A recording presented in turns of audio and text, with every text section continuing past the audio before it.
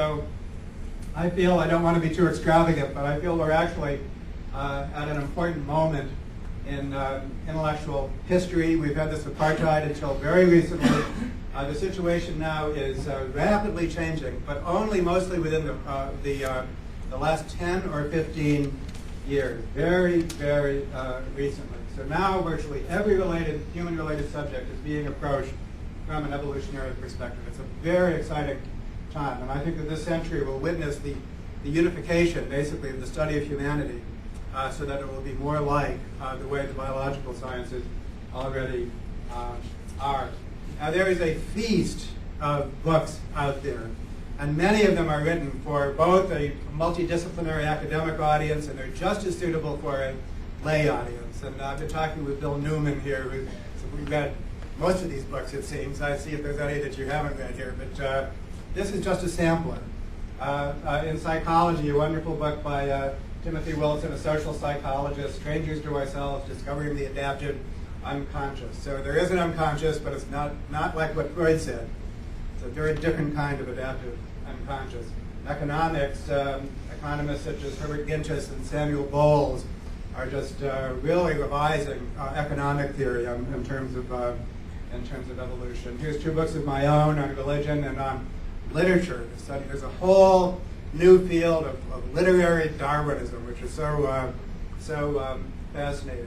Philosophy, many of you know Daniel Dennett and his book Darwin's Dangerous Idea, but there's every major subject area of philosophy, certainly ethics and epistemology, is now being approached from an evolutionary perspective. History, there's a new book by Harvard historian Daniel Smale on the deep history and the brain. Smale begins this book by saying that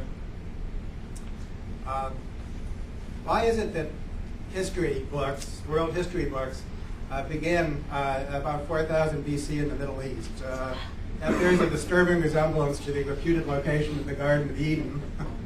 And 4000 BC bears a suspicious resemblance to the beginning of the earth, as estimated by the Bishop Usher. Now, historians are not young earth creationists, but somehow they seem to still find ways to locate the study of history in the recent past and in the Middle East. Why is this? What is the justification for this? Shouldn't we be locating history much deeper? The exodus out of Africa, for example. And he goes on from there. And don't we need to know about brain mechanisms when we study history? This will very much go to our next talk on the fact that it's not a blank slate.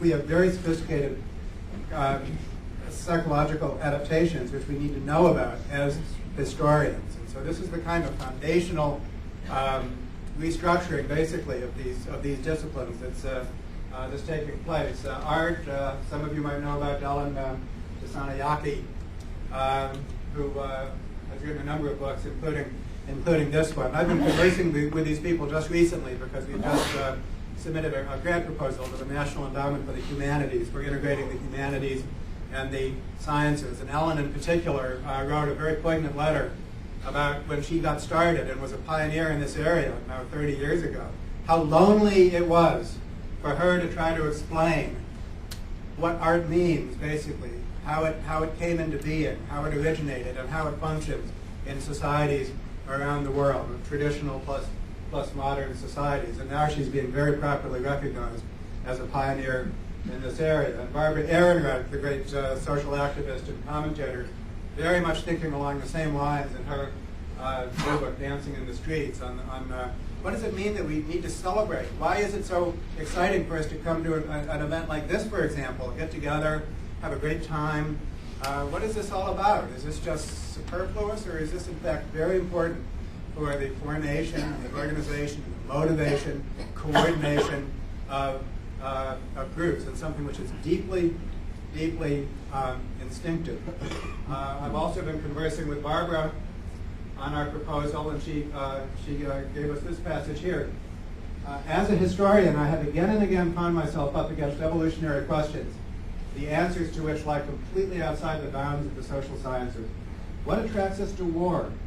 What are the evolutionary roots of our intense sociality? through persistence and journalistic ingenuity, I've usually been able to find the appropriate evolutionary biologist to talk to. But there is currently little institutional support or framework for such cross-disciplinary conversations, which are, in some settings, even discouraged. And so now if we do a progress report, what is the state of the art now in 2008 on this? First, at the level of current research, as I've been saying, this is not fringe science or future science, but this is already in progress, already proven itself in a sense. I did an analysis recently of the premier journal, Behavioral and Brain Sciences, and what that analysis showed was that over 30% of the articles in this very prestigious peer-reviewed journal are written from an evolutionary perspective on this rainbow of topics here: schizophrenia, infant crying, language, food transfer, facial expressions, empathy, vision, you name it. It's being approached from a evolutionary perspective. And yet when we now look at higher education, we find that these developments, mostly within the last 10 or 15 years, are not reflected in the structure of higher education, which is still being taught in the typical disciplinary fashion. And what that means is, if you're a college student, you're only going to learn about evolution if you're in a biology department. You are very unlikely to learn about evolution if you're in any of the human-related subjects. That has not changed. And as a manifestation of that, as part of my analysis, I sent a survey to the authors of these articles in the Behavioral and Brain Sciences, asking them, how did you become trained in evolution, and how is it like at your current institution? And most of them are self-trained, as you might imagine. They did not receive formal training in evolution. They picked it up on their own. Now they're at the forefront in their own disciplines. But very often, at best, they're surrounded by a small group of like-minded faculty and students, which are invisible to the rest of the university. And most of the time, they feel isolated in their own department and their own university. And so at Binghamton, something that I've become very involved in is to basically transform or reform higher education and to teach evolution across the curriculum at all levels, starting early, all subject areas. And so that's a very exciting experiment that we have going, and which is now spreading. And we're aiming for a nationwide consortium of these programs. Well, for the general public, there's good news and bad news. The good news is that the basic principles of evolution are easy to learn and to relate to the length and breadth of human experience. This is not like the theory of relativity, which you need to be really smart to get.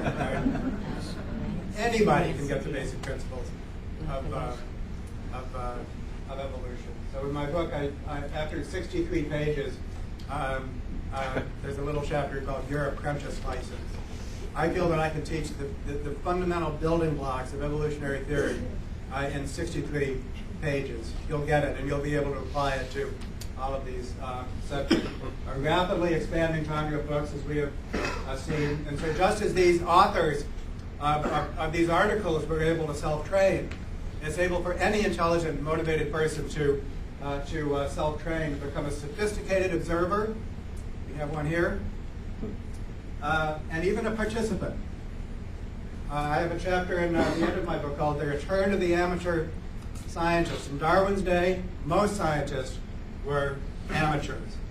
And there's examples of amateur scientists now who are contributing fundamentally to the subject, and they're not professional scientists. So easy to become a sophisticated observer and even a participant. So that makes it very exciting indeed.